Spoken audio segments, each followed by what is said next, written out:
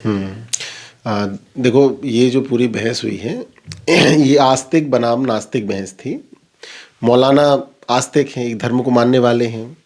वो ये साबित करना चाह रहे थे कि ईश्वर का अस्तित्व है, एग्जिस्टेंस ऑफ गॉड के ऊपर ये पूरी बहस हुई थी। जबकि जो जावेद अख्तर हैं, उनका ये मानना है कि इस संसार को बनाने वाला कोई ईश्वर नहीं है, ये ऐसे ही बन गया है।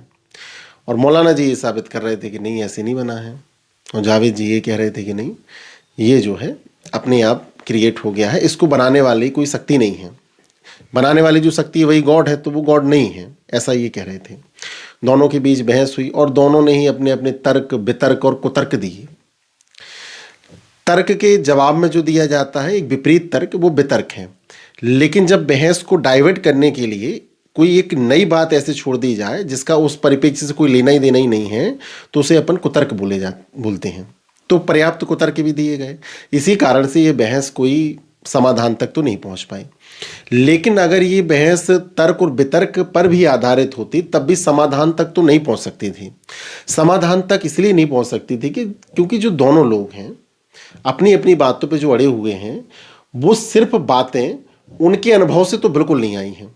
हालांकि कुछ बातें ऐसी जरूर हैं जो जावेद अख्तर को शायद जो नहीं दिख रही थी, इसलिए वो नहीं स्वीकार कर रहे थे, कुछ हद तक उनका उसमें अनुभव रहा हो। लेकिन मौलाना की बातों में तो उसके कोई अनुभव थे नहीं है, और जावेद अख्तर की बातों में भी उनके अनुभव होंगे, पर एक मानव कितने अनुभव कर पाएगा? मानव के अनुभव भी सीमित हैं। मानव की जब शारीरिक क्षमताएं सीमित हैं, बौद्धिक क्षमताएं सीमित हैं, तो उसके अनुभव भी असीमित तो बिल्कुल नहीं है। और जावेद अख्तर उस मानवीय जो सीमाएं हैं उसको तोड़ पाए हैं, ऐसा वो भी मानते हैं कि नहीं तोड़ पाए अभी तक।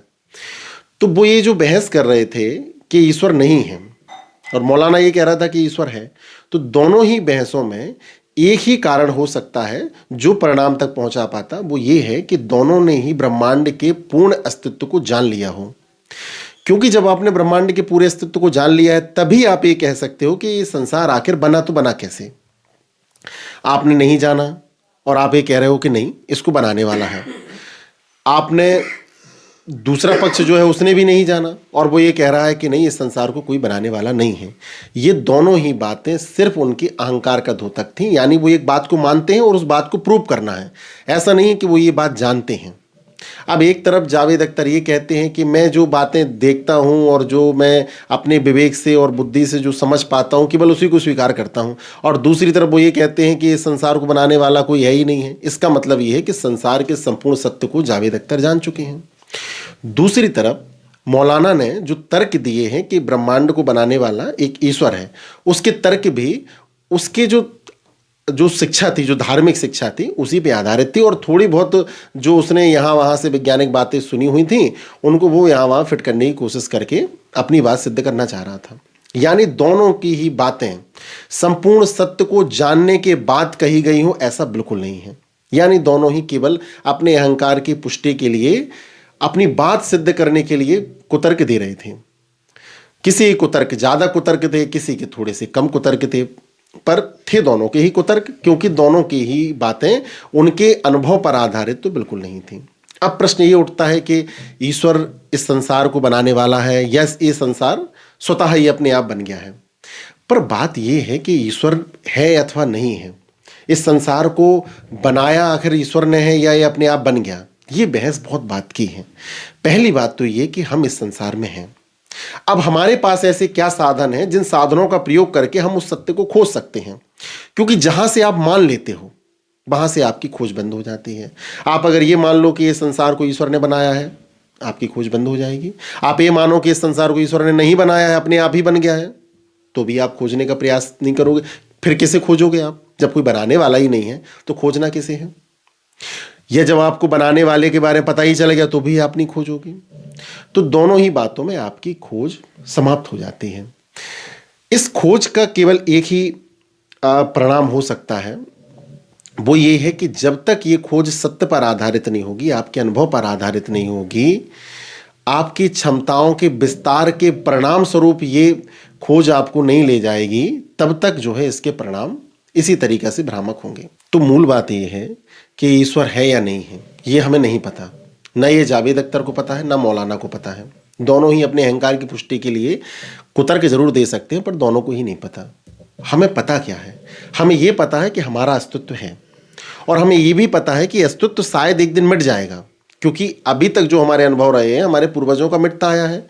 तो पहली बात तो ये कि हमारा अभी अस्तित्व है, ये अस्तित्व मिटे उसके पहले हमारे पास जो भी प्रकृति ने हमें साधन दिए हैं, और वो साधन क्या है? हमारी बुद्धि, हमारा मस्तिष्क। हमारा मस्तिष्क ही वो साधन है जिसका हम विस्तार करके उस सत्य तक शायद पहुंच पाएंगे। इसके अलावा हमारे पास कोई और रास्ते नहीं है। किसी भी बात को पूर्णतः जानने के केवल दो ही तरीके हैं।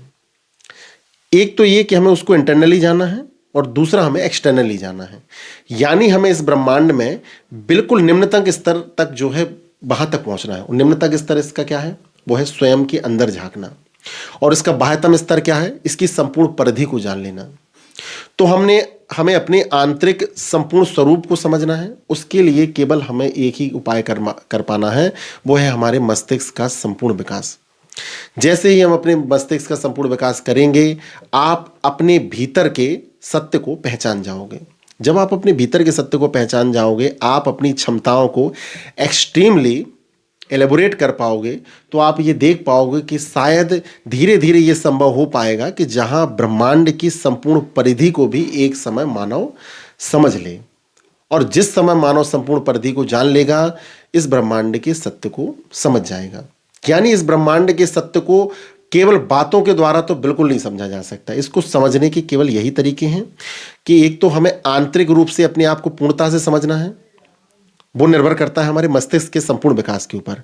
जब मस्तिष्क का संपूर्ण विकास होगा तो मानव अपनी संपूर्ण क्षमताओं का भी प्रयोग कर पाएगा, और जब संपूर्ण क्षमताओं का प्रयोग कर पाएगा तो ब्रह्मांड के जो छुपे हुए रहस्य, यानी संपूर्ण ब्रह्मांड को समझना है, वो भी समझ पाएगा। और जिस दिन मनुष्य ऐसा कर पाया, वो ये जान पाएगा कि ये ब्रह्मांड आखिर बना तो बना कैसे।